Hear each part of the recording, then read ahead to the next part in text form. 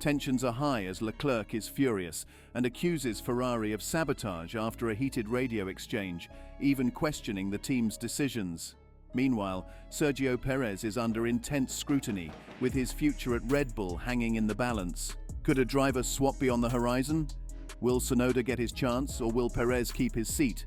Sergio Perez's 2024 season started strong, but after just 5 races, doubts about his future in Red Bull began to grow. While Perez remains optimistic about staying on the grid, recent events paint a different picture.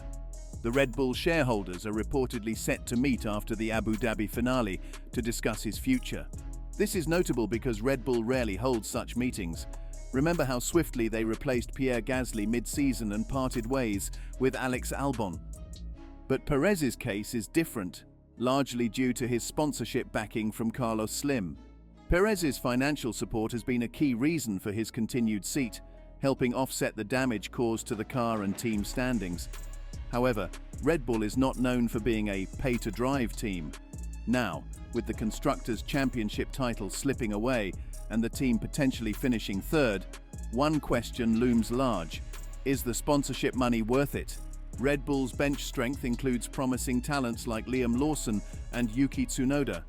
Both have consistently outperformed Perez in qualifying and races, proving their potential in less competitive machinery. If given the Red Bull car, many believe their performances could surpass Perez's results. The crucial shareholders' meeting about Sergio Perez's future is set to happen after the Abu Dhabi finale. This decision-making process was confirmed by Helmut Marko during the Las Vegas GP. Marko explained, "There'll be a meeting after Abu Dhabi, and the result will be presented to the shareholders. They will then decide what the driver situation for both teams will look like next year." Marko didn't shy away from highlighting the gap between Perez and his teammate, Max Verstappen. He said, "I don't know the exact gap now, but I think Checo has over 200 points less than Max. The Constructors' title is no longer possible." This stark reality is a major blow for Red Bull, especially given their early season expectations. Perez started the year strong, consistently scoring podiums, and was faster than most of the grid, though still behind Verstappen. However, his form has taken a significant nosedive. Between Monaco and Las Vegas, spanning 14 races and 2 sprint events, Perez has managed only 43 points. His highest finish during this period, a modest P6. While Perez's financial backing from Carlos Slim has been a lifeline, questions are mounting about whether it's worth keeping him in the team. Comparisons are being drawn to Lance Stroll's situation at Aston Martin, where family ties have secured his seat despite performance concerns. Marko hinted at this issue, pointing out that if Sergio was anywhere near Hamilton, Russell, Ferrari, or even McLaren, we'd be well ahead again. But Perez's struggles, combined with Verstappen's dominance, paint a picture of a driver who has perhaps entered a comfort zone. Red Bull's internal shake-up, big changes ahead. Red Bull is gearing up for significant changes, with Sergio Perez's future at the forefront of discussions. A key factor driving these changes is the performance of Lawson. Promoted to Racing Bulls, Lawson has impressed with 2 P9 finishes in his first 3 races, boosting the team's chances of finishing in the top 6. To secure his spot long-term, he will need to maintain this consistency in the next 2 races. Interestingly, the only real external competition Lawson faces is from Franco Colapinto, whose influence on the Latin American market mirrors the sponsorship benefits Perez currently brings. Despite his struggles, Perez continues to shift responsibility, pointing to the car as the issue rather than his own performance. Speaking about Red Bull's prospects, Perez stated, "I think we really need to solve the issues we've had this year. The team knows exactly where we are, and Red Bull is the best team. I believe we can have a much better car for next year." However, his performance at the Las Vegas GP didn't back up these claims. Starting from P16 after a poor qualifying session, Perez could only muster a single point. Red Bull team principal Christian Horner expressed his disappointment with Perez's showing in Vegas. With McLaren underperforming, Red Bull had a rare opportunity to gain valuable points in the Constructors' Championship. Horner remarked, "In a race where we could have taken a lot of points off McLaren, Perez has failed us yet again." Further, the crossroads Red Bull faces for 2025 centers on a fundamental dilemma: prioritizing sponsorship money or raw driving talent. Team principal Christian Horner has acknowledged this delicate balancing act, emphasizing that it's all about performance, and Perez has been reminded of this reality. Horner said, "Sergio is our driver, and we want to do the very best to get the most out of him. He's had a really tough run of form over recent weeks and months. From a constructor's point of view, we desperately need both cars right up there working as a pair, which we haven't had. Hopefully Checo can get some strong performances in these last races." The urgency to resolve this situation cannot be overstated. As Horner pointed out, Red Bull doesn't have the luxury to wait until Melbourne to finalize its driver lineup.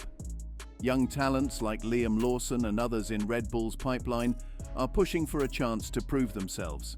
Meanwhile, Perez's financial backers are anxiously watching developments, with Carlos Slim making it clear that his sponsorship hinges entirely on Perez remaining in Formula One.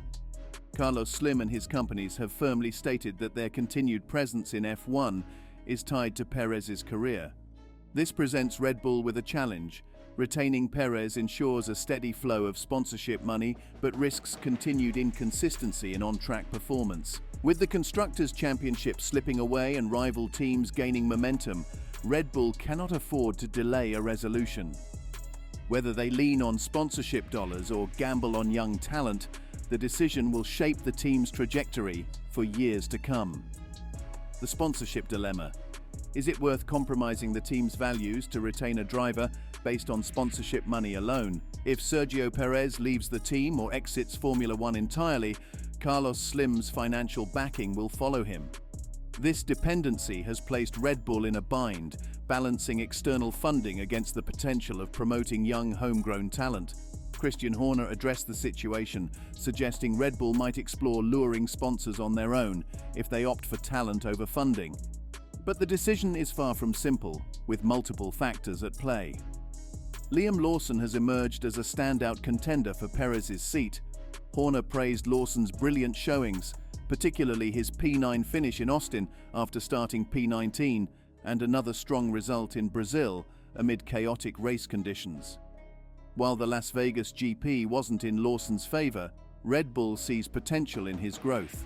Lawson now has 2 races left to prove he belongs alongside Max Verstappen in 2025. Yuki Tsunoda, however, is proving to be a tough competitor for the spot. Scoring 2 crucial points in Las Vegas, he continues to bolster Red Bull's chances in their midfield battle with Haas and Racing Bulls. Despite this, Sonoda voiced his frustration at being overlooked for the seat, stating, "My job is to keep destroying teammates they assign to me until I earn the seat." Yuki Tsunoda isn't one to shy away from stating his worth, and his confidence is evident in his recent comments saying, "I always say that I definitely deserve that seat.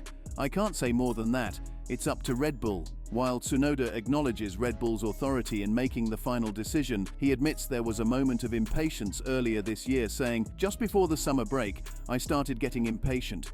But I can't control this, it's just part of life." Despite this, Tsunoda remains laser-focused on his performance. "I'm still racing now. Whenever they send their drivers to beat me, I just keep destroying them. That's what I'm going to keep doing," he asserted. It's clear that Tsunoda feels overlooked. Red Bull's attention has been more focused on Liam Lawson and Sergio Perez, despite Tsunoda's consistent performances. However, the reality of Tsunoda's situation is more complex than just racing results. His deep ties to Honda, a key partner transitioning to Aston Martin, cast a shadow over his future at Red Bull. Tsunoda's connection to Honda has always been a double-edged sword. While it's an asset within the Red Bull ecosystem, Honda's increasing involvement with Aston Martin poses a real threat. If Red Bull fails to secure Tsunoda, there's a strong possibility that he could make a move to Aston Martin, bringing with him both his talent and Honda's support. Moreover, Tsunoda's future at Red Bull has always been a bit complicated. While he's contractually obligated to drive for Red Bull or their sister team, he isn't officially part of their academy. His presence on the team is largely due to Honda's involvement. If they become competitive for the championship all of a sudden, yes, contractually, Tsunoda is obliged to drive for Red Bull, but his situation remains delicate due to the dynamics with Honda. With Red Bull potentially looking to promote one of their own drivers, Lawson has emerged as a strong contender. A direct battle between Lawson and Sonoda could be on the horizon, as Red Bull assesses who offers the better long-term option. Lawson, despite his limited time in F1, has shown impressive performances, even outscoring Sergio Perez 3-1 in the 4 races they've shared. He's still scoring great points, highlighting Lawson's potential to outperform established drivers like Perez. So, what do you think of the accusations on Ferrari after a furious radio exchange? Comment below your views and subscribe for more such videos.